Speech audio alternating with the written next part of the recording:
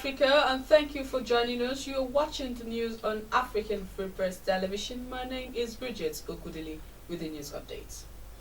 The Economic and Financial Crimes Commission (EFCC) has released retired Rear Admiral Alison Madueke, the husband of former Minister of Petroleum Diezani Alison Madueke. He was arrested by the EFCC on Tuesday, February 17, 2016. Reports had it that he was grilled at the agency's Abuja office for several hours because the sum of $600,000 was allegedly found in his personal accounts. The EFCC later seized the Rear Admiral's international passport and released him on administrative bail. Speaking on the incident, the Madueke family lawyer Mr. Oscar Onwudiwe said, "I really do not know. The EFCC has become something else under this government. They have been empowered and believe the best way to work is to leak stories to the media." His lawyer also confirmed his release, saying he honored the invitation by the EFCC and has left.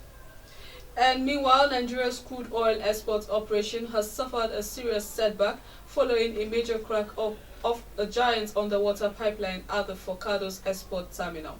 Following the incident, officials have announced that crude oil lifting has been suspended at the Forcados export terminal. The pipeline, described as a big artery in the nation's oil production, was said to have suffered a huge rupture under circumstances that are at the moment still hazy. This is happening as the Nigerian economy is currently experiencing a decline from the impact of low oil prices, with revenue dropping month after month. Forcados Terminal in Delta State is one of the Nigerian's biggest terminals, with a capacity to export about 400,000 barrels of oil a day. Industry experts say repairing the pipeline might cost the country as much as $100 million. The oil majors most hit by disasters at this terminal include Shell and Seplat. The People's Democratic Party (PDP) Governors Forum has expressed confidence in the ability of newly appointed National Chairman of PDP, Ali Modu Sharif, to reposition the party and make it more inclusive. This is contained in a statement signed by the coordinator of the forum, Osaro Onaiwu, in Abuja on Wednesday. The governors, according to the statement, said the emergence of Mr. Sharif was done after careful deliberation given the battle ahead. Mr. Sharif, a former senator and governor of Borno State, who was named PDP national chairman on the 16th of February, said the PDP would soon come out with its master plan on how it would defeat All Progressive Congress from power. And the former spokesperson of the Department of State Services (DSS), Marilyn Oga, has sued the federal government before the National Industrial Court of Nigeria (NICN) over her termination from office. The case came up yesterday in Abuja before the NICN President, Justice Babatunde Adejumo. Mrs. Oga was demoted and compulsorily retired by the federal government. Those named as defendants in the suit are the Attorney General of the Federation, the State Security Service (SSS), and the Director General (SSS). Ahmed Raji's son, who filed the suit on behalf of Oga by way of originating summons, asked the court to nullify Oga's sack and reinstate her with all her ranks, salaries, and benefits to the employment of the federal government. Mrs. Oga was promoted alongside 44 others during Goodluck Jonathan's administration, but the Buhari administration reversed the promotions, claiming irregularities and breach of extant rules guiding such actions. She earned her promotion following commendations she received from former President Jonathan for doing a credible job as a spokesperson of the DSS. Mixed reactions continue to greet the recent sack of about 13 vice-chancellors from the newly established federal universities and the appointment of new ones. The coalition of civil society group on Wednesday in Abuja laid siege to the entrance of the National Assembly and the Ministry of Education. The group protested over what it described as an illegal termination of the appointments of 5 of the vice-chancellors whose tenures were yet to elapse. Addressing newsmen in Abuja at the venue of the protest, the president of the group, Etok Basi, said the act was a breach of the provisions of the University Miscellaneous Provisions Act No. 11, 1993. Mr. Etok, who demanded the immediate sack of the Education Minister, Malam Adamu, said 5 out of the 13 sacked VCs were yet to exhaust their tenures and as such declared that they should be reinstated.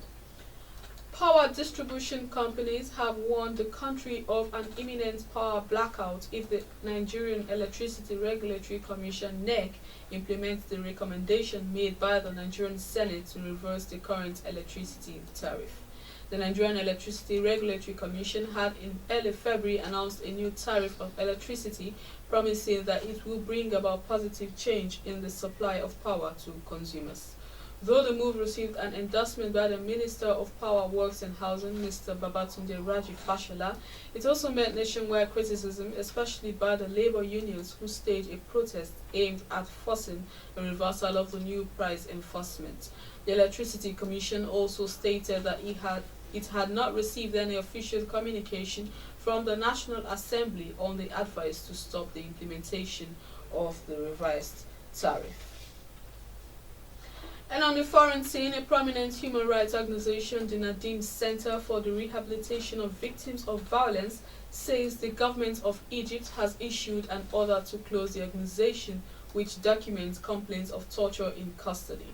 The Nadim Center documents allegations of torture, deaths, and medical negligence inside police stations and prisons. The rights group Deputy Director for the Middle East and North Africa, Saeed Boumoudoua, has called on Egypt to freeze the order to close the center and provide it with a clear explanation of the reasons behind the order. Amnesty International said the moves to close down the center appear to mark an expansion of the ongoing crackdown on human rights activists in Egypt. Australian Foreign Minister Julie Bishop announced that China has challenged reports that it deployed advanced surface-to-air missiles to a disputed island in the South China Sea, adding that any militarization would be a concern.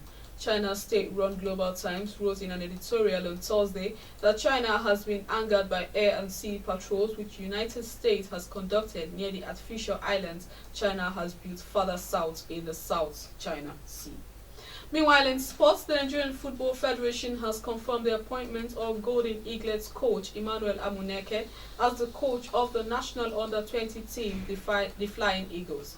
The confirmation of Coach Amuneke's new status was contained in a communique released to the media on Wednesday after the NFF Executive Board meeting held in Abuja ratified the promotion of the former Super Eagles star.